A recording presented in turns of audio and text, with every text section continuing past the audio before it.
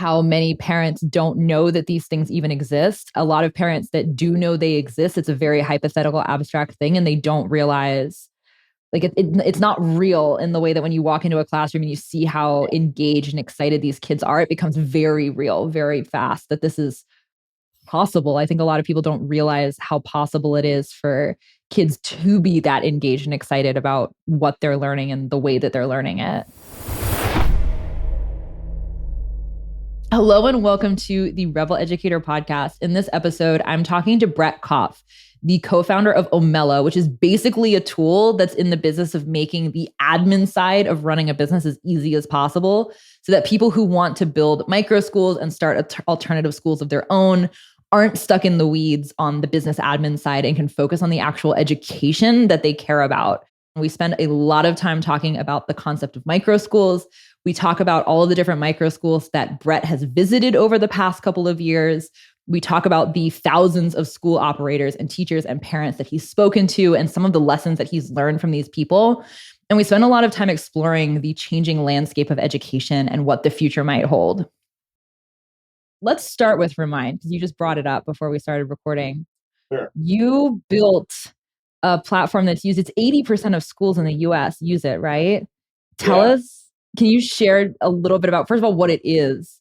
And second of all, just a little bit of the backstory of how this came to be. Sure. So think of Remind as a messaging app custom for education. So like everyone uses WhatsApp. It's like that, but for schools. And today we have over 30 million active teachers, students, and parents using it, which is a crazy number. But it all started with my brother, who's my co-founder, and I in our bedroom in Michigan at the time, because I started in college. And I actually started it because I was diagnosed with a bunch of learning disabilities when I was 5, and I spent years just feeling not smart. And when you have years of feeling not smart, the emotional undercurrent of that is low self-esteem. Now, my self-esteem is really high right now, and I'm very happy with who I am and who I'm not. But it took me a long time.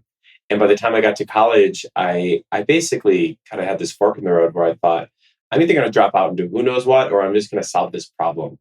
And I decided to solve it. And I spent the next 10 years, or 12 years, I should say, of my early adult life building Remind. And we're really proud of it. It has quite deep impact. So probably over, 80% of every teacher in the United States uses it actively. They send billions of messages. And it's everything from a reminder, like don't forget to study, to a homework assignment, to quizzing, to a kid will take a picture of an exam, or not an exam, but like a question they have when they're doing the homework at night, and then send it to a teacher. And the teacher will respond to it. And it's all under this guise of safety. So that's sort of the story. I'm on the board now, but from 2010 to 2018, I started from scratch and scaled it up. That's amazing. You and I were just at an education conference this past week, and I was talking to somebody mentioned that they'd talked to you and said, oh, I think my wife was just texting a teacher using Remind. So it really is very pervasive, which is very cool. How did that, I have a bunch of questions about that. We'll come back to that in a little bit, because I want to know, I feel like you have a lot of unique insights about parents and teachers and some of the bottlenecks of customizing and education around an individual student's needs because of the work that you've done here and your own experience. Mm-hmm. But you're working on an entirely different product now. Mm-hmm. And I want to set up the conversation by having you share the elevator pitch for that too, because now you're building a product called Omella. Mm-hmm. And it's very cool. And I want to hear you talk about that a little bit. Sure. Well, if I was telling this to my 70-year-old mom, and maybe she'll watch this, hey mom, and if she said, what are you building? I would tell her to imagine if Venmo, GoFundMe, Google Forms, and DocuSign had a baby. And that baby was really simple, and it was all in one, and only for this like niche category vertical of micro schools and alternative schools and pods and homeschools. You might wonder why we're spending all of our life doing that. And the reason is because when we were building Remind, we noticed that they kept trying to collect money, and then mom and dad would put a check in the kid's backpack, and they would have like a physical permission slip that they would walk to school, and half the kids would forget. And I thought to myself, I was like, when all these schools and education in general, they tend to be quite behind when it comes to technology adopting, but it's just a matter of time. It's just human nature before they will adopt technology. Now, I happen to believe that the role of technology is to augment, make more efficient, or save money. I don't think that it's going to revolutionize. I think that's a load of BS. Excuse the French. But I do think it could help immensely so that they spend less time having to collect and manage and do all this like almost like secretarial work. And then versus like what they should be doing, which is focus on leading. And so the fast way to say it, Omella makes it easy to collect anything from a $10,000 tuition payment to a monthly payment plan to a ticket sale to a donation. You can ask questions. We've built very powerful forms. And then you can also do digital signature. And so whether it's enrollment, registration, events, tuition, we do it all. It's dead simple. You can sign up in 5 minutes, even though you have to talk to me first. We have quite a wait list. And we also eliminate the credit card fees. So on average, we save our customers anywhere from 3 to 5% on credit card fees. And so for our customers who are collecting $1 million a year, and we work with micro schools who have 5 kids and collect 50 grand a year, and we work with schools that collect $3 million a year and have 100 kids. We'll save them $30,000 to $50,000 in credit card fees. And so there's a very succinct, clear value prop in why they use it and like it. And then lastly, for mom and dad, it's the experience that they would expect if they went into a Whole Foods, where when they click a button and pay, they have one-click Apple Pay or Google Pay. It's very simple. The customer service is great. And so mom and dad can pay via Apple Pay, Google Pay. We support every credit and debit card in the country, over 5,000 national and local banks. And it's just like a really simple, seamless experience that you'd want, especially if you're paying for a $15,000 tuition payment. It's like a mini car. That's what Omella is. Yeah. Yeah. Or the amount that you're saving people, like that's on the scale of an entire team member or contract person to like fill in for a school. That's a really significant value proposition that you're offering. But I think I'm so excited about what you're doing because I feel like you're eliminating a lot of the friction for people who are starting and running schools, especially people who are starting and running micro schools. Yeah. Because a lot of those people they're not, they don't want to be administrators, most of them. They want to be teachers. They want to be working with the kids, and they don't necessarily have any background in the admin stuff either. I've talked to a lot of people starting micro schools, and I'm sure you have too, since you've delved into the space, who they were teachers and they loved working with the kids and they were super dissatisfied with the limitations of the school. And that's why they're going and doing this. They don't really want to be business people spending hours a day on admin stuff. So what you're doing is really important, at least in my eyes, because you're making it easy for people to do that thing. And there's such a huge surge of people who want to be doing this thing, who are doing such a huge net positive on the world. So enabling that's really important. But you're a relatively recent advocate of the micro school movement. And I've been watching you for a while as you've been doing a very deep dive into the space. And it's been really fun to watch your journey and the people you've been meeting and the things that you've been discovering. But what turned you on to the micro school world? Because you were in the like traditional public school sphere for a very long time. Yeah. Can I answer something different before I answer that question? Go for it. And I promise I'm not doing one of those political things where I'm like sidestepping it. I have a really clear answer for your question. You explained the mission of what I'm doing with my career in the next 10 years plus really succinctly, which is my job as like the CEO of Omella is to remove the friction to start and scale a school. And so let me give you an example of what that means. Obviously, all this stuff we do now, like you could do payments and tickets and forms, and we digitize it. It's super simple. You can get going in 10 minutes. But there's other ideas that I've had too, which I'm not exploring now, but all this stuff exists in technology land. So let me give you an example. If Omella needed to incorporate, we're already incorporated, we're a Delaware C Corp, or if a school wants to become an LLC or a registered nonprofit. If a company wants to do that, they go to Stripe Atlas, and Stripe's a payments company. We use them to actually power our payments on the back end of Omella. But Stripe Atlas lets you incorporate for a few $100 in a matter of minutes, where usually you would have to go hire a lawyer and it would cost hundreds of dollars and it's all confusing. And Stripe Atlas just removed the friction to help do that. And I think something like that has to actually exist for this space. Whether I build it or not, I don't know. But there's things like that we're thinking about over the next 10 years. It's not a short-term time horizon. It's a while. That we want to use technology to lower the friction to help these schools start and scale. So thank you for pointing that out. I just wanted to say that because there's so many of them in this movement, which I know you know more than anyone. It's just growing like crazy. Like there are hundreds of thousands of these schools, local mom and pop shops just starting from scratch, or schools that have 50 kids that want to grow to like 300 kids and have a huge amount of demand and wait list. So to answer your other question, which of course now I'm forgetting, will you repeat it? Yeah. How did you discover and become enamored with micro schools? Okay, so it's thanks to this wonderful woman named Michelle Bowen. Michelle runs one of the largest acting academies in the United States. It's called the Acting Leadership Academy. Where Um, is it? it's in Woodlands, Texas, which is right outside of Okay. Houston.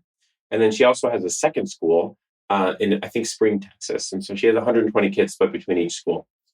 Um, and so, first of all, I'm assuming people know what Acton is, but in case they don't, it's one of the, if not the largest network of micro schools in the United States slash the world. And I think there's over 250 of them growing really quickly. And in general, they have a few philosophical beliefs. Don't quote me on this exactly, but very individualized, self-directed learning. They think kids can be heroes. They teach you to student ratio of 1 to 5 or 1 to 10. I physically visited a bunch to learn and listen. And you could see these kids' eyes just light up. Like in the school that I visited a month ago, there was like third graders in one room, and then the room next door there was high school kids with no teacher in the room, and they were all working on their own projects. It was really neat.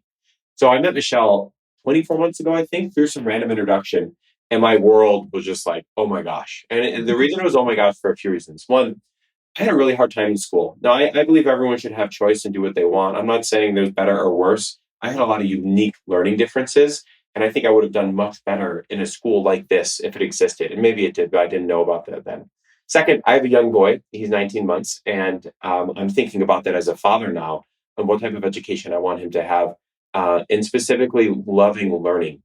And for me, as someone that has an incredible amount of creativity, and I'm diagnosed with ADD and dyslexia, the real kind, not like every other entrepreneur says it. I had a science or like a doctor tell me that I had it, for whatever that's worth. It was very hard to keep me sitting in one place. And it just so happens to be that being an entrepreneur lends itself perfectly to ADD and dyslexia because I do 10 things at once. It works for me. So back to Michelle, I met her, kind of blew my mind. I read the book. I'm forgetting the name of it, but you should read it if it was started by there was a husband and wife duo who started Acton Academy. It's called Courage to Grow by Laura Sandifer. By One Laura. of Yeah. my favorites. I love it so much. It's really good. Yeah. So for anyone watching this who's just kind of like breaking in to try to understand what this space is and what it actually means, she packages it in a box really well. So I talked to her, I listened to that, and then I just went off on talking to all these micro schools. And we have hundreds now at this point using Omella. We have a ton of acting academies using us, and we've spoken to thousands of customers. And so I have a belief. I'm going to end it. I'm going to end this point on this belief. I believe that this type of education will account for 20% of all kids being educated in the United States over the next 15 to 20 years. It's a lot. It's 3% right now. That's a very big number. Roughly, I don't know what the math on that. There's like 2 or 3 million kids that have this type of education, whether it's you could bucket it as like alternative learning. I believe that. And we're betting our career and the whole company. I happen to believe that they're going to need software too. And so it's a mixture of a philosophical belief system, a financial markets belief system that is merging why we are spending so much of our lives on this. We being my brother and I and our very small but mighty team.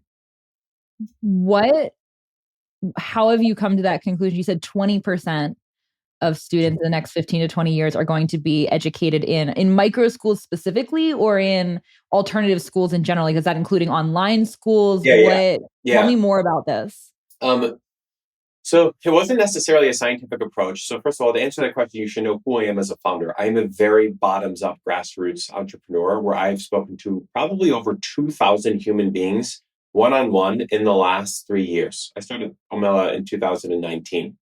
And not all of those are micro schools. Some of them are nonprofits, PTAs, clubs, public schools, private schools, and really listen and learn. And over time, that thesis developed from talking to all of these schools. One of the belief systems is that I happen to believe in free markets.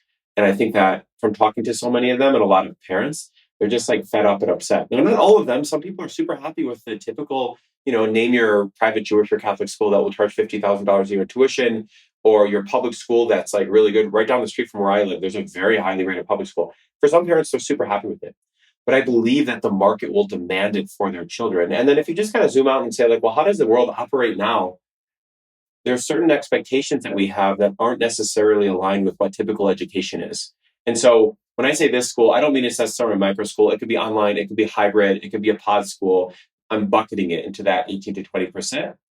But generally, what I think it will get pulled from is the one to many, there's one teacher and 50 kids, sort of sitting in a class for 9 or 10 hours a day, monotonous, rigorous learning that everyone is on, has to go at the same pace, even though everyone learns differently. That is what I think will start to shift some percentage of kids in the country from that to this more alternative type of schooling.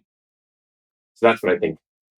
Is that, and I'm inclined to agree with you. I'm very optimistic about all of the options that are going to start proliferating for parents and for kids. I agree that I think there's a lot of momentum here. There's a lot of hunger here. There's a Mm-hmm. lot of very amazing, talented entrepreneurs that you and I both know who are actively tackling this problem and building amazing things.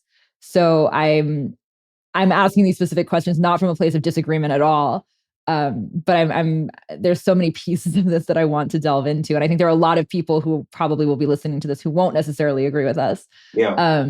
What is, besides the student to teacher ratio Mm-hmm. and all of the problems that stem from that, what are the other biggest things that you're seeing driving people out of public school and into these alternatives, whether it's a micro school or some other form of alternative private school? Well, part of the reason I think only a subset of parents actually know that this even exists. I think one of the problems when I use the term micro school, by the way, blanket statement, it's not only micro school, it's alternative learning organizations. It could be a micro school, it could be an ALC, which I know you know well. I think you know them.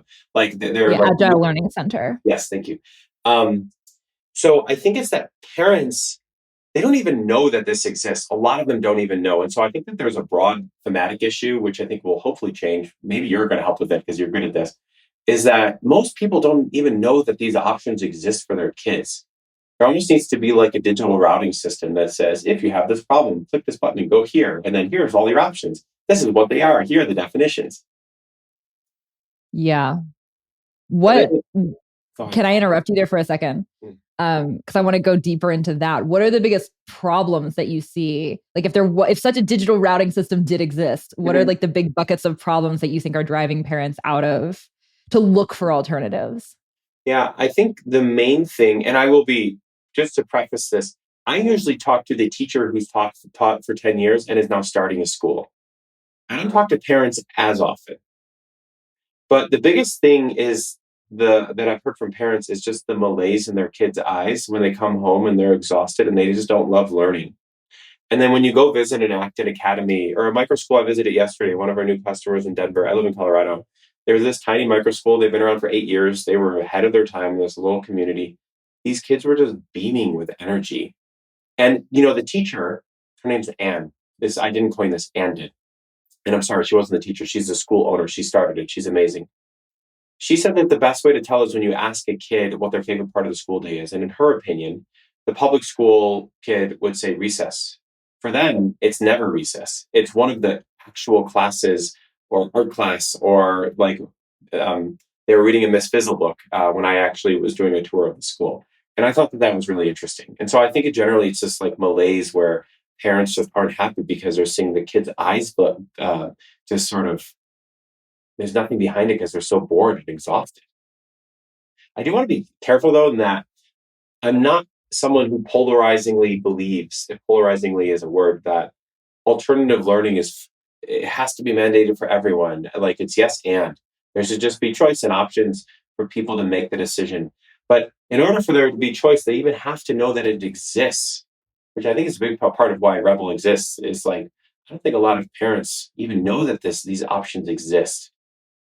No, there's a huge subset of people that don't know it exists at all. And then there's a much, maybe an equal actually subset of people who know it exists in theory, but they have no idea where to start looking for it in their community or in any place that it would make sense for them to practically engage with it. And they certainly don't know how to vet different options and how to choose one. They don't know how to pay for it. The funding side is there's a lot of resources available that people don't know about. It's a it's a weirdly siloed set of resources and conversations around this topic, which is a big part of why rebelEducator exists. Is to like there really isn't a lot out there for people to find resources, and it's a real problem because there's a lot of people who I think want it or would want it if they knew it existed. Can you define really quickly how you define a micro school? Because there are a lot of different definitions of this that float around. It's kind of an abstract, arbitrary term. What does it mean to you? Hmm. I've never actually put a definition on it. I just know when I see it. Typically, there's no definition, but typically here are the themes that apply to these micro schools. They have a pedagogical belief system and how they educate kids, in that they believe kids can do a lot more than most typical public schools believe. They don't have to have this hierarchical belief system of like, here's an adult, here's a kid, I'm going to tell you what to do. The class sizes tend to be very small. The schools are very small.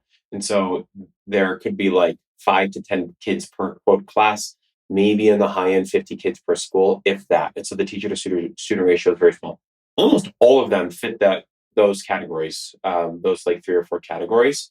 And then of course, like they charge tuition, they charge money, and whether it's supported by ESA in states like Arizona or direct pay where mom and dad are just paying, they charge anywhere on the low end.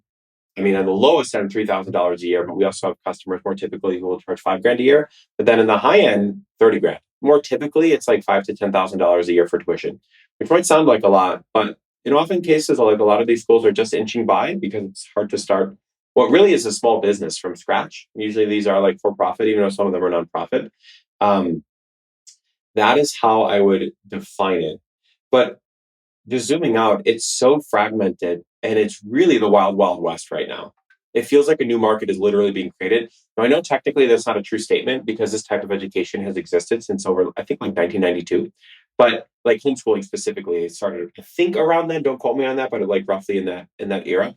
But I don't know if it was the pandemic that just rocketed all of this, and we had a little bit of slowdown, and I think it's just going to steadily grind away and increase. But it's just it's just the wild, wild west right now. It's just totally beginning of a new market. It is. And it's fun. There's some juxtaposition here because it's the Wild West, but it's also not really a new idea. Like it actually predates the concept of a small local Hmm. school, especially the local, like the very locally centric micro schools, like kind of the vision that Prenda paints of like you have a neighborhood school wherever all the kids go is actually a much older idea than the education system that we have, and we kind of forgot about it. Mm. Like it's no longer really a part of living memory, the idea of a micro school or a local school. So it's a very from a logistical and practical standpoint of having something that's like very locally centric. Obviously a lot of the education philosophy and approach, that part, there's a lot of reinvention that's happening there, but it's something I agree that there's been a huge surge, especially in the past. I feel like the past 10 to 15 years, the conversation shifted a lot and more people are becoming aware. Like when I was growing up homeschooled, it was a very weird thing to do. And a Hmm. decade before I was growing up homeschooled, it wasn't even like people were doing it. People have always done it, Hmm. but it was a very strange concept. Mm. And it's the momentum is picking up quite a bit. But I'm really curious because you said you've spoken to thousands of people since Hmm. you started Omella. How Hmm. many schools have you visited? Do you know the number? Physically, Yeah. not as many as you would think. So since I started Remind, probably hundreds. But that was since 2010. Remind works with 90 plus or minus percent of every single school in the United States, public, private, whatever it looks like, we're in it. That's Um, amazing. Yeah, I'm really proud of it. And so, and anytime I'm physically in a space, I always try to go visit it, just like I did yesterday. And it's timely, like to go drive and do that. But there's just a different energy and environment when you go into a school. Like one of the things you said about the community aspect, I didn't really realize how important the community aspect of micro schools were until I visited like this Acton in Texas, or yesterday when I was visiting this school. She even the school leader said like, yeah, it should feel like a family. And I asked, how involved are parents? She's like, oh, they love it, we're having parent prom next week. I'm like, what? Like, how fun is that? How cool is that? It feels like a community. And I think that that's another, at least I'm not a parent with a kid there yet, but like it would seem that that's another proponent. The only reason I haven't visited more is just because of the pandemic, and I was online and I had a young son, and so I was very fearful of, you know, catching COVID, yada yada. We don't have to go down that route, but now I'm in schools anytime I can, and thankfully soon he's going to be the age where he needs to go to a school, so I'm going to interview them, not just for Omella, but for my own boy. How is the schools that you visited and this rabbit hole that you've fallen down impacted the way that you're thinking about educating your own child? A lot. And my wife and I have a lot of debates on this, in that I'm running a company that supports, well, we support public schools too, by the way. We have like hundreds of customers, PTAs, clubs, high schools using it, all over the board. And then we have all these micro schools. But because, one of the reasons we have so many micro schools is like, well, am I really saying that I believe in it if we're not sending our own kid to it? And so he's not at the point where he has to go to school yet, even though we're seriously considering it. Like, we've started booking tours to see different schools. One of the hard things is that we physically moved to this location where we live outside of Boulder because the schooling system was so good, the public school system, before we even knew about micro schools. Like 3 blocks away from our house is a school that has like a 9.5 out of 10 rating. Kids love it. They're growing gardens outside. They seem super engaged. And so it's one thing in theory, as the founder of Omella, to go physically visit these schools and have them use our software. It's going to be another thing when I go with my own son. And I'm going to try to objectively go in there and try to not be biased by what I know about micro schools. Like, to the public school, like, that could be very good for him. And I think a lot of it depends on what he wants, and the type of kid he is. So, long way of saying, my wife and I talk about it pretty much every day. We haven't made a decision yet, and we need to just kind of like engulf ourselves as a parent, not as the founder and CEO of Omella, just as a parent, a mom and a dad.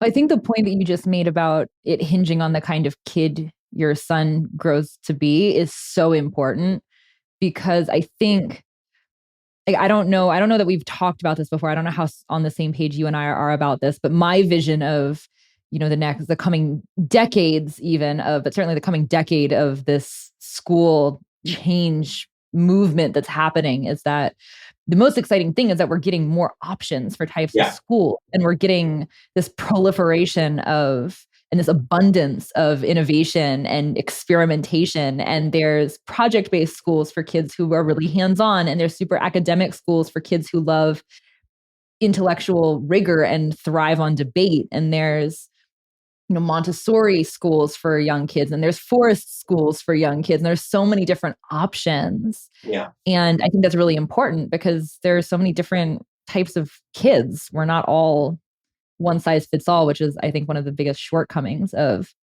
the sort of status quo education that we're all familiar with. But, public schools aren't going away anytime soon, hmm not even close. hmm And I think, like, really, we can make recommendations all day until we're blue in the face about what we think people ought to do. But really, it comes down to the kid, yeah, and it comes down to what the kid wants, and what the kid is interested in, and what the kid gravitates towards, and what types of environments seem to best set them up to thrive. So I think the way that you're thinking about this and the way you're talking about this is actually a really important nuance to this conversation. Like, no matter what types of education you're really excited about, hmm what fits your kid the best is ultimately the right choice. So it makes me excited to hear you say that, but I also think it's a really important point to, like, settle on for a second, yeah. because I think sometimes that nuance gets missed when people are talking about, like, which education systems are better and worse, and it's not always just an absolute across the board. Yeah, I'm in total agreement. I'm sure some people have violent disagreement on that, like it should be one or the other. Public schools are better, or private, or micro That's what schools. makes life interesting. Yeah, like, I think they should just have options. And for my wife and I, my wife's name is Courtney. What we care about most is that our son just loves to learn, and he just really likes to learn, because that's arguably the most like long term, scalable, impactful thing that he can do. And it's not necessarily if teacher A or teacher B or school A or school B is better at teaching him 5 plus 5. Of course, he's going to have to learn his basic infrastructure of adding and subtracting and multiplying, and then also like writing. But if he loves to learn, then the world sort of opens up to him, especially with like the where we live in the internet, and you could do so much with it. That's what's really important. So a lot of it will be based on who he is and what's best for him, not necessarily us. What about, 'cause you alluded to your own school experience at the start of this conversation, hmm and you alluded to the fact that you didn't the traditional school system wasn't necessarily set up for you to thrive. hmm What type of education setup do you think would have been the ideal for you? And I Oh, want to, as context for this, I want to highlight the fact that as an adult, you are, like, very, very successful. You have, like, thrived. Obviously, you've started multiple successful companies. You're doing great things. You're clearly, like, very intelligent, competent, all of the trappings of a very successful person. And I find it so interesting and so important that the fact that like that doesn't always map to how kids do in school Yeah. at all. Very kind of you. Thank you. Okay. So I have multiple thoughts on this. One, we hit the jackpot with parents. My brother and I, we just hit the jackpot. They just loved us unconditionally and we just hit the jackpot. The second thing is I actually had a pretty diverse schooling experience. Kindergarten through eighth grade, I went to a very conservative private Jewish school. I really didn't like it because I don't like being told what to do. It's just like entrepreneur thing in me. Um, and and they didn't give me reasons why. Now, I'm not mad at them or anything like that. It's just like the curriculum they had and like the culture of the school. But that was one side. And then I went to arguably one of the most diverse schools in the country. It's called Niles West High School. It's in the suburbs of Chicago in Illinois. And that is just a melting pot of people and experiences. And I loved all of the different people and the experiences. The actual structured curriculum was exhausting for me. And it was really hard because I'll get taken out of class and I'll get extra time. And then I felt not smart because of that. And then I went to college and I studied agriculture of all things at Michigan State. And it was just sort of like there's a pattern where I'm like, oh, I'm struggling in school. I like all the people around me. It's really interesting. Let me just go sort of figure a bunch of stuff out. And I found this program, and I'm going to answer your question right now. It's called Bailey Scholars. Now, the word scholar makes it seem like there's some fancy Harvard title on it. This isn't that. Bailey Scholars was really ahead of its time. You can Google it, Bailey Scholars, Michigan State University, where they let you, as a college student, you get a degree in what's called interconnected learning. I know that's a mouthful, but a group of 5 to 10 students come together with no teacher. There's a facilitator.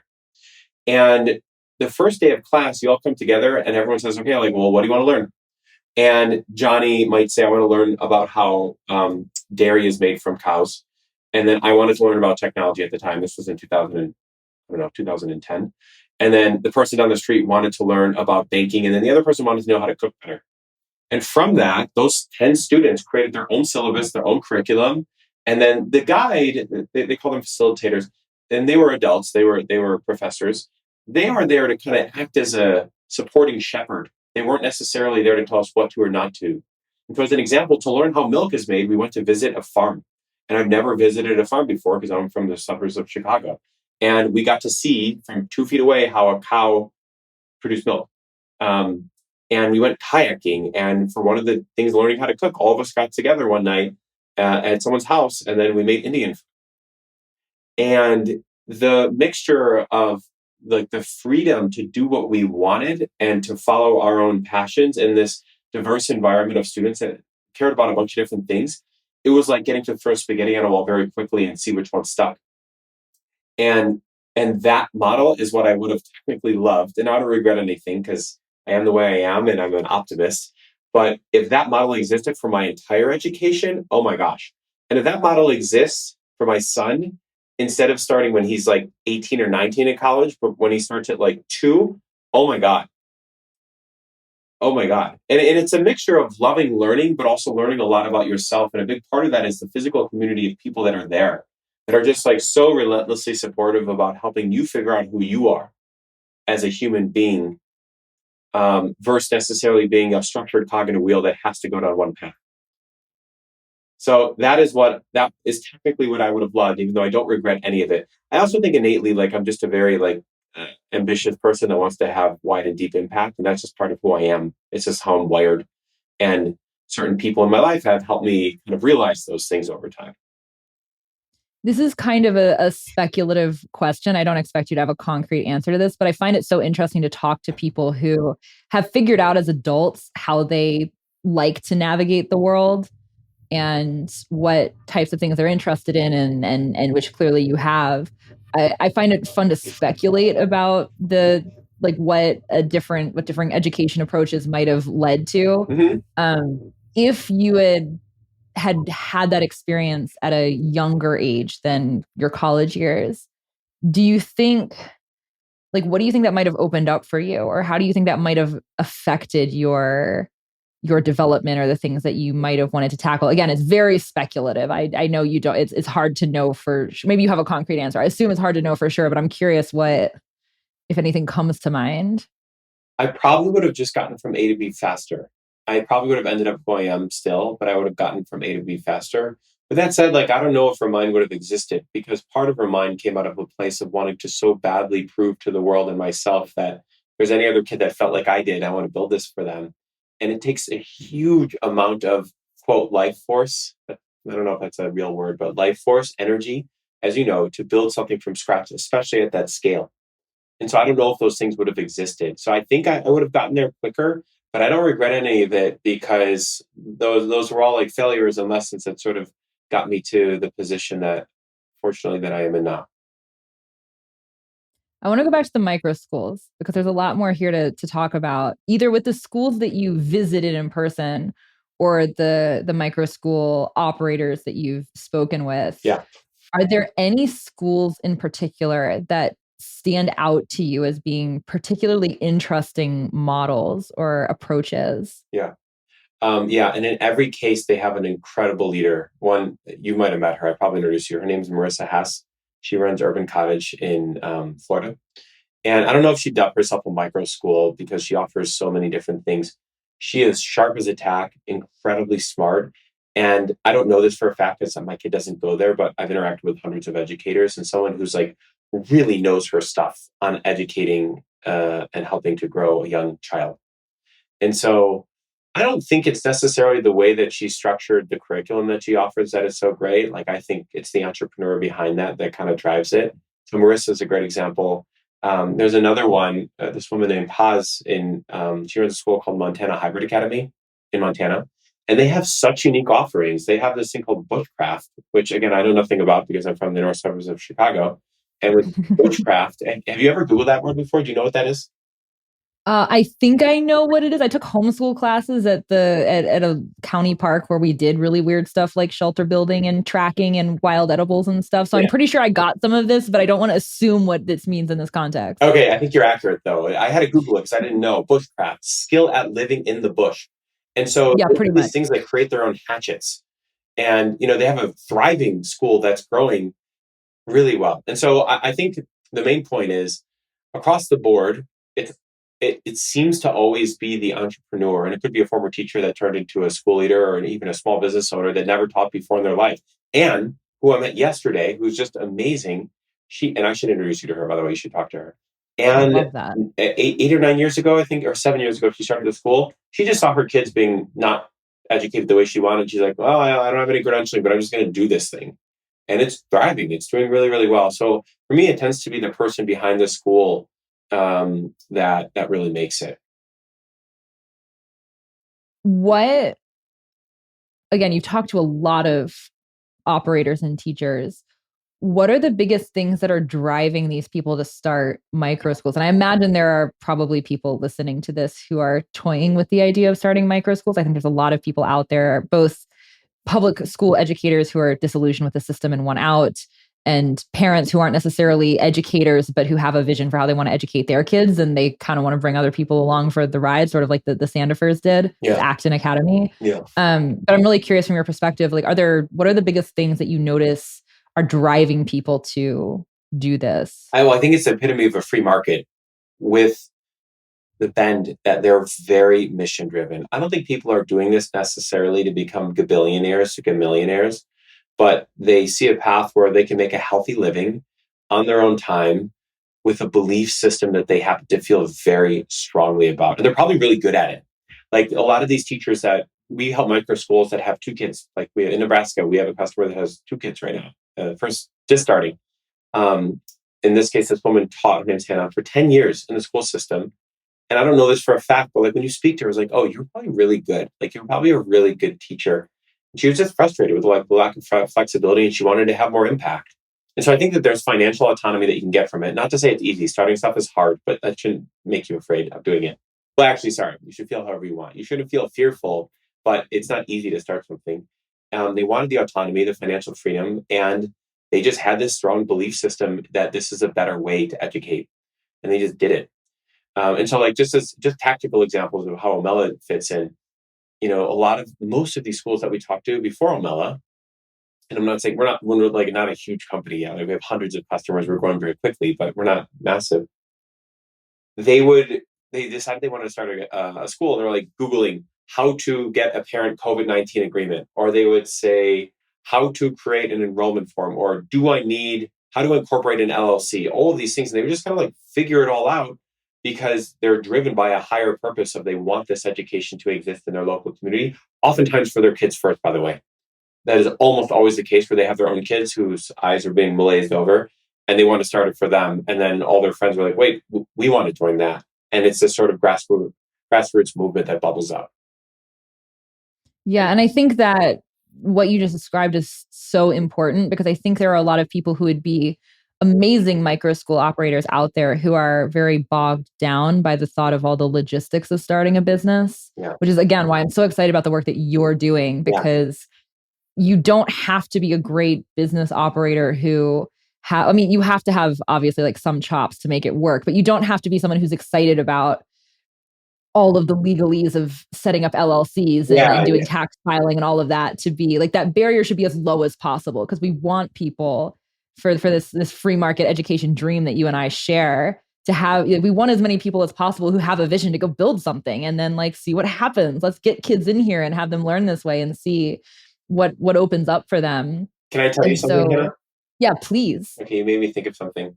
In college, I was so interested in being an entrepreneur, but I didn't know how to do it. And so I would walk onto at Michigan State Grand River. There used to be a Barnes and Noble, and I would go to the business section, and all I would look at is like how to accounting, because I thought that's what you needed to do to be an entrepreneur.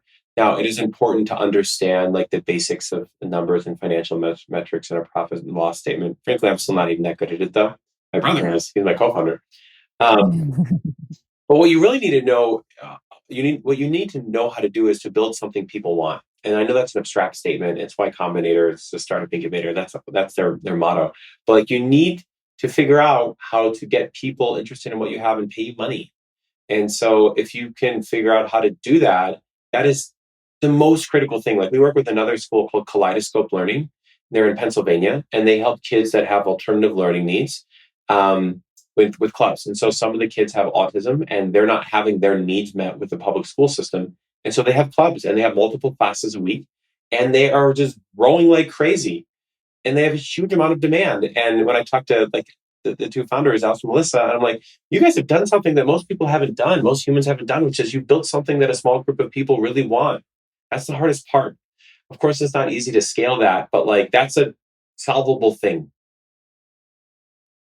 Do you ever talk to people who are thinking about starting micro schools and haven't yet? Or are you primarily talking to people who already are building them? I'm such an open book that if anyone came to me and said they were starting one or thinking about it, I'd be happy to talk to them. Usually by the time they get in contact with me, it's like I have one customer or I have 5 customers. They verbally said, yes, we need to like sign them up. I literally needed to give them paperwork to do it. Do you have that? And Omella has this thing where we provide like a ton of free templates where they can just click a button and start using it. So I'm happy to, but usually it's when they've decided to already do it.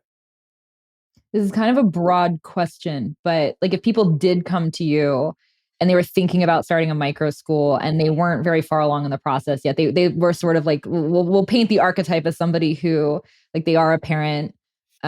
Maybe they're a former teacher, maybe they're not, but they like have a vision for a school, but they're very intimidated by all of the like not the education side, but like the business logistics side. Are there specific things that you would recommend they do or advice that you would give them or things that you would say to maybe ease some of those concerns and encourage them to take the leap? Yes. But we can remove micro schools from it for a second because this is generally being an entrepreneur. Okay. Very simple framework. I didn't pioneer it. It's just how I operate my entire quote business life, which is to talk to customers and you have a hypothesis that you would solve a problem for them. You solve a simple problem and you build a simple product to do that. Now, in Omella's case, we talked to thousands of customers. We had a hypothesis that it was hard to collect money and information because it takes a ton of time and there's very expensive fees. And we built a really simple product to solve that. In a micro school leader's case, or if you're a teacher and you want to be like start a micro school, first step, like go talk to all of your friends' parents and like your kids' parents and whoever you know. And I guarantee they live within 5 feet of your network, not literally, metaphorically. Like go on your LinkedIn or go on your phone book and say, like, let me just ask another bunch of parents and just see. Like the way I explained it to my mom when she talks about being an entrepreneur is like, I'm a mouse and there's cheese and there's a maze. And my job is to shrink the maze. You shrink the maze by talking to customers and looking for trends. And so I think it would be short-sighted to necessarily say like, what are like the legal business implications? That's easy. And that's not saying it's easy, but email me, Brett@omella.com. We will try to help. Even though we can't provide legal advice, but like we could help like with a bunch of forms and all that stuff. But the hard part is like talking to customers and doing it. So what does success look like? Literally, An example: ABC teacher, he or she has taught for 5 years or 10 years. They're really good teaching. They want to leave for whatever reason, and they want to start a school. I believe the most critical thing is to go find your first customer or 3 or 4 or 5 customers and understand what it is that they want based on a belief system that you have and see if there's alignment in there. And say, like, would you pay money for this?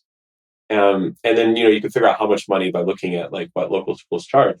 And if they say yes, it's like, okay, like, great, I should charge them. Now, Omella happens to be able to handle that. But even if you don't use Omella, that is the most important thing.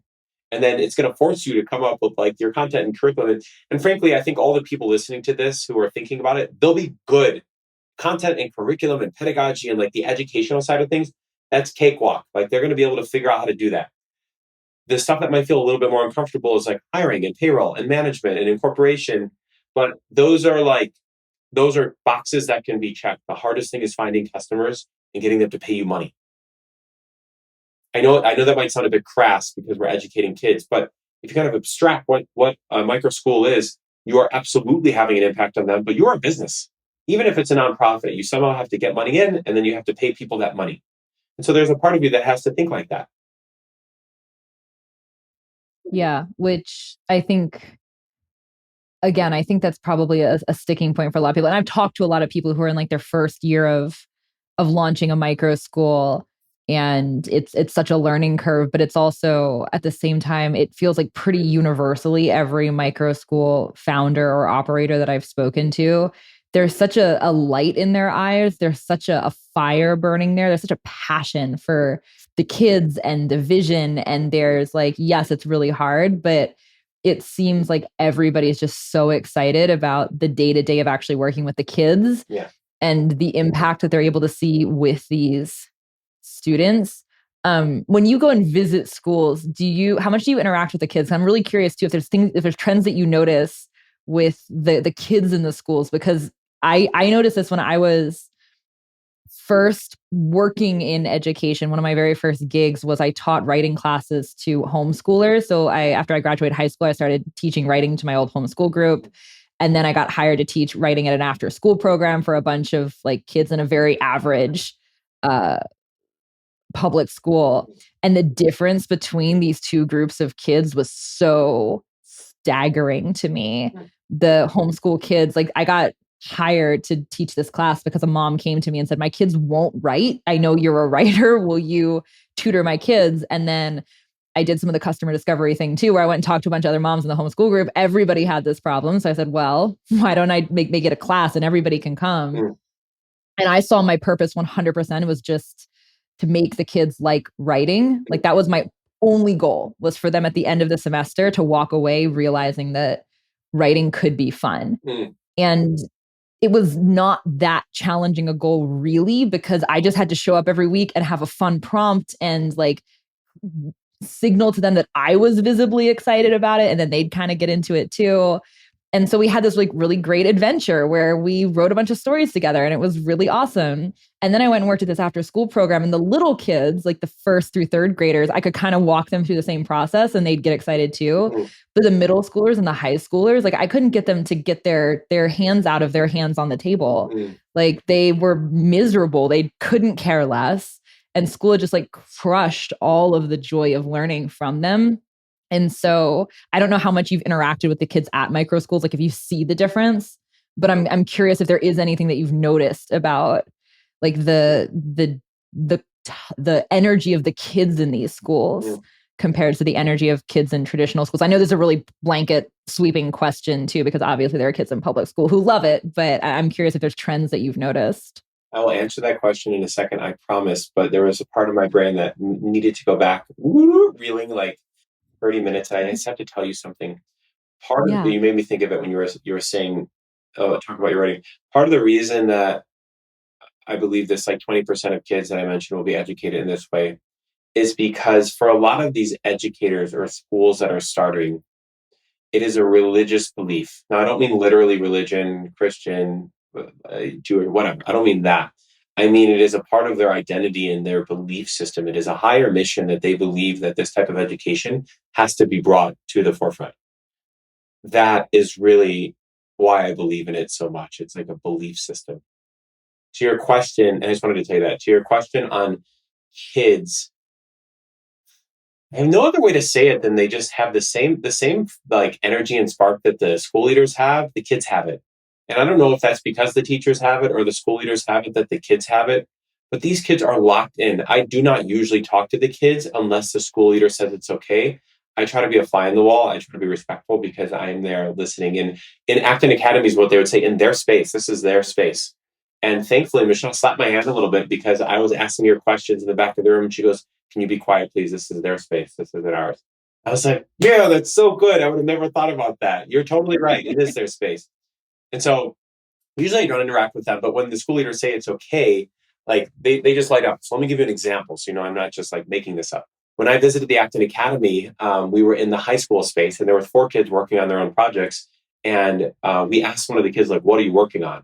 He's like, "Oh, well, I want to be an entrepreneur. And I've noticed it in the space, like in the physical area. They have these things where, what is it called where you can skydive indoors, like indoor skydiving? I don't know what that's called, but like there's a company. He loves it. And he worked at this indoor skydiving and he thought the price was too expensive and the product wasn't great and you couldn't skydive enough. And so he was building a business plan to skydive and he was going to pitch that business plan and he was going to try to raise money to do it. And like the educational side of that is like, wow, you thought of an idea, you decided to figure out how to tell a story, you have to convince human beings to do it. You thought about pricing models and how to deliver value. Wow, startup entrepreneur 101. But then the undercurrent, of course, was he was just elated to share his story with us. And I would want to hire him as a salesperson. He is just outstanding. First thing he did, he walked up, he shook my hand, and he looked me in the eye, and he's like, "Hi," and he said his name. "It's nice to meet you. What's your name?" And it was just like so engaging, and he was so energetic about back to like the concept of for our son, my son, and my wife's son. We just want him to love learning. I hope that he's like that kid one day. I don't care if he wants to be an entrepreneur. I don't want to push that identity at him. I just want him to love learning. That's a long way of saying like they just have this spark and energy of being so excited. I'll give one more brief example and then I'll stop. Yesterday when I was at this school, there was 10 kids. I was standing 6 feet away from him and there was one teacher. Not once did any of the kids look back at me, even though me and the school leader were just like standing there watching them, observing. They were just locked in, talking to the teacher and singing this song that they were working on. And I thought that was really interesting. That's amazing. I think there are so many examples like that. And I think to your point that you made much earlier in our conversation about how many parents don't know that these things even exist. A lot of parents that do know they exist, it's a very hypothetical, abstract thing, and they don't realize like it's not real in the way that when you walk into a classroom and you see how engaged and excited these kids are, it becomes very real, very fast that this is possible. I think a lot of people don't realize how possible it is for kids to be that engaged and excited about what they're learning and the way that they're learning it. Yeah, I walked out of that school thinking like, oh man, I wish this was closer. I would want our son to go there. I would be so joyful to have my kid sit in front of that teacher. And it's a different level when you have your own kid. I didn't have my own kid until 19 months ago, and there's this like deep love that I have for him. And of course, every parent's like that. They just want what's best for their kid. When you physically see it in person with other kids and that teacher, it's like, wow, amazing. Yeah, it's really when I go to schools, it's incredibly inspiring You to me. visit schools a I'm lot? fired up for weeks. Not a ton yet.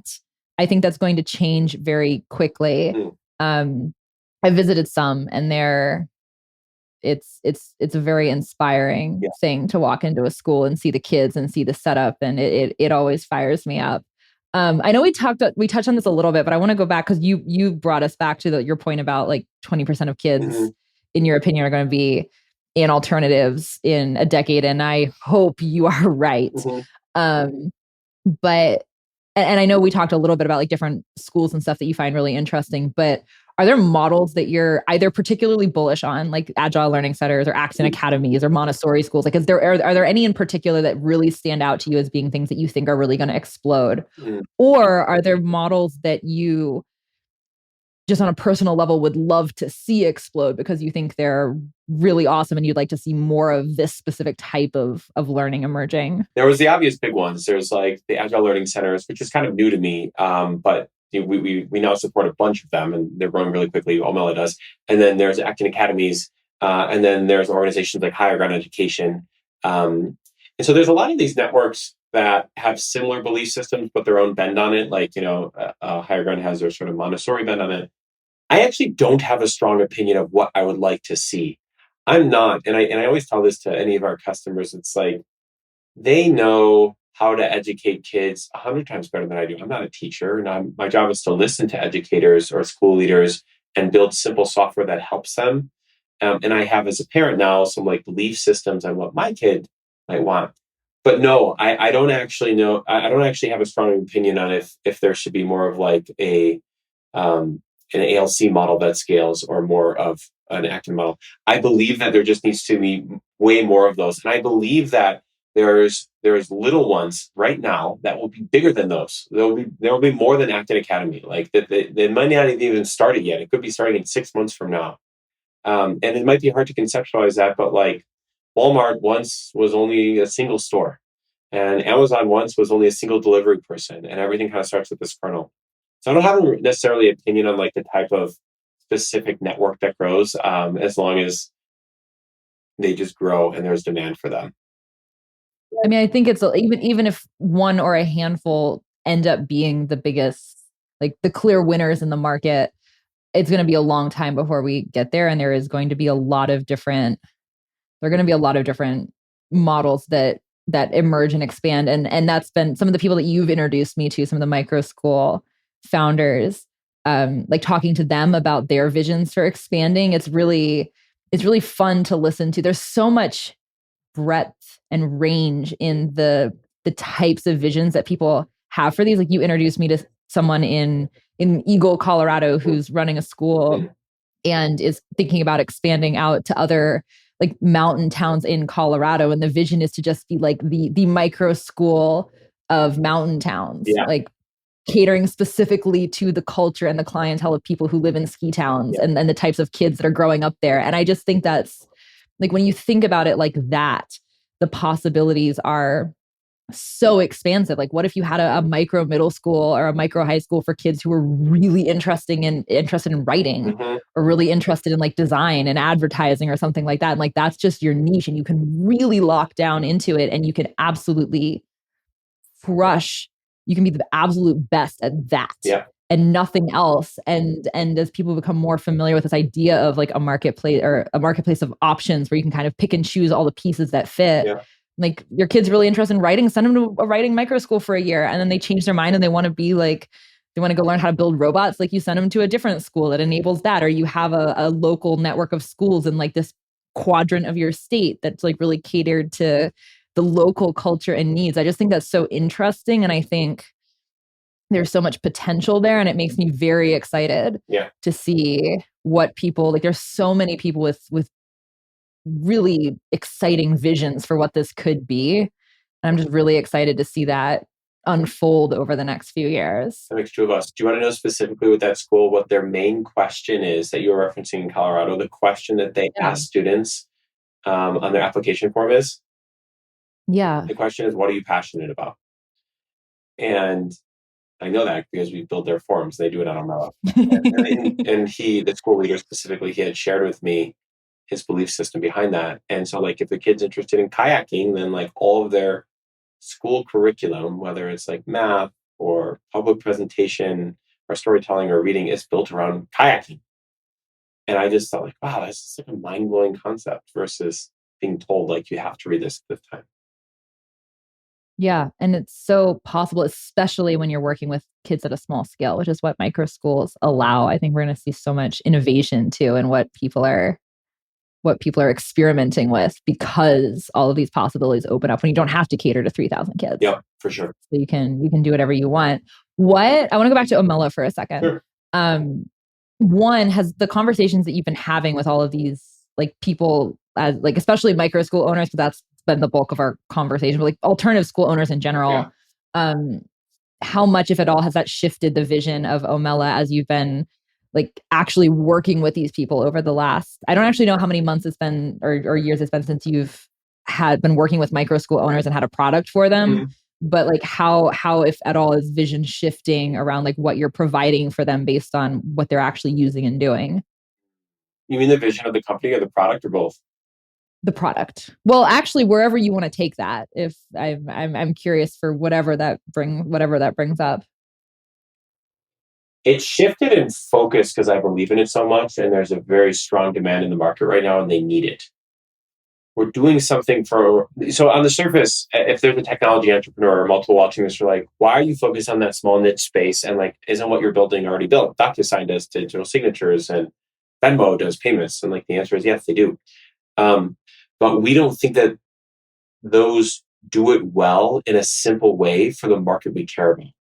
And so micro schools is one that we deeply care about, or like alternative learning schools. But we also support public schools.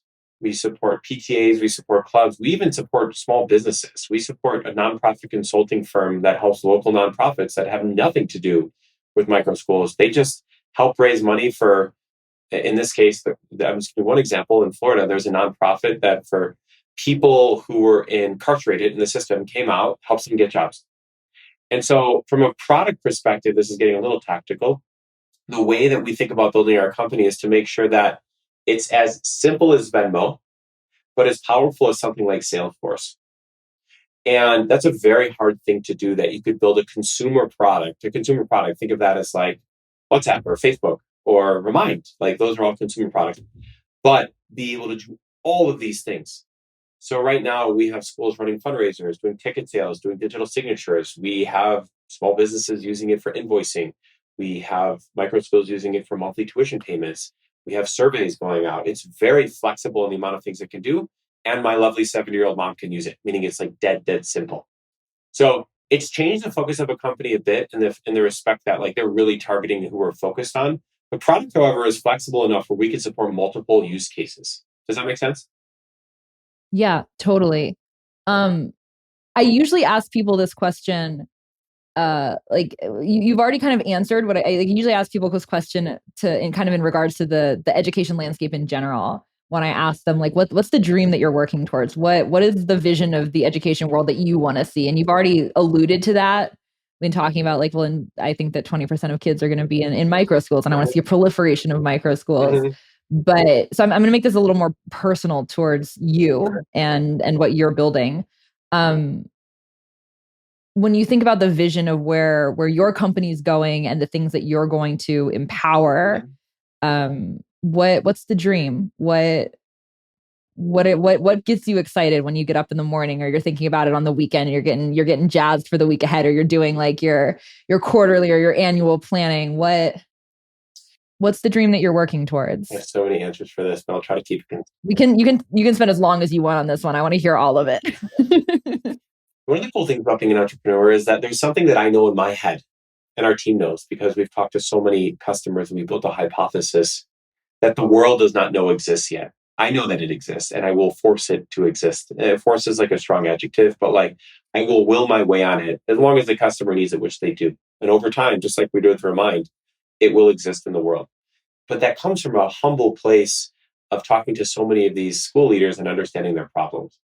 And so specifically what that means is, well, one, that's what I get excited about. I know that. And I want to get there. I want to get there fast. I want to move. But I also know that Rome wasn't built in a day. What I get excited about is our vision. So Omella's vision is to let these local organizations get back to leading. It's not sexy. It's very simple. It's like if they could save, 20 or 30% of their money and spend it on hiring another teacher or opening a second office space or giving a gift to another student who wants to join the school, great. And if we could save them a bunch of time so that they could focus on what they're gifted at. And there's hundreds of thousands of these organizations, schools around the country that are doing that. There's a leveraged impact that can have. I can give an example. Before Remind existed, millions of teachers had to like figure out a way to talk to their kids, students, parents. But now, thankfully, since Remind exists and there's a bunch of smart people that worked on it, we've decreased the friction to helping people communicate and pass information. And so in 10 years from now, if there's hundreds of thousands of organizations and schools and our customers that are collecting all the money in forms and registrations, and that process is just simple, but then they're also spending the money. Like one day they're going to need to spend it. If you work at a large company like Amazon, you have a corporate credit card. Or if you work at a medium-sized company, you probably have a credit card when you go on a trip. And if you're a local school, you probably have to buy pizza or you have to pay your rent. And you'd use multiple systems for that. And so eventually we will bundle it all of it together, whether they're collecting money or spending that money, or even if they need capital to grow. I know this might sound a bit crazy, but a lot of these schools that we work with right now have one school, profitable, huge amount of demand, and they want to open up 5 schools, but they don't have capital to do it. And so we might even get into the space of helping them do that. And so that's the vision that I'm excited about for what we're building, because I believe deeply, really, I really believe deeply that if we unlock like the Marissa Hesses or the Jeffs of the world, and let them do what they do really well, there's a very leveraged impact that that can have on a lot of students and hopefully parents. I love that so much. And I mean, I've said this before, but I'm very excited about what you're building too. I'm really excited to watch. I feel like I'm going to see you around a lot over the next few years and Omella around a lot as I'm interacting with so many people building schools. And I'm very here for that. I'm very excited about it. So if people are curious to learn more about you and about what you're building, or are curious to reach out and they have questions, where would you send them? Where should they go from here? So email me, Brett at Omella.com, BRETT at OMELLA.com. You can sign up on our website if you want. I talk to every single customer one by one. You cannot get past me. And I do that because I want to learn and build a relationship with our customers. Or I'm on Twitter. And also you could just check out Omella.com. How many customers have you talked to one-on-one like that? If you don't mind me asking, that's because you said you talked to thousands of people. How many of those are actually like customers or prospective customers? I've literally talked to over 2,000, probably like 2,100 human beings about Omella. Now, because I'm a mouse and there's keys and there's a big maze, when I started this 3 years ago, I didn't even know micro schools existed. So a lot of them weren't even a micro school. They were just like some random customer we had to churn through. We're like, oh, they don't really have a problem. We don't need, there's nothing to help there. And so I've spoken to thousands. Now it's quite targeted though. Like we're talking to a ton of micro schools. They're signing up in droves, fortunately, whether it's ALCs or Actins or just like random micro school mom and pop shop. And I just talk to all of them. That's amazing. We could keep going on this for a very long time, but we might have to do this again. But thank you so much for taking the time. It's always a pleasure chatting with you, Brett. And this has been we've covered a lot of very exciting ground here. This has been a really good time. Thanks, Hannah.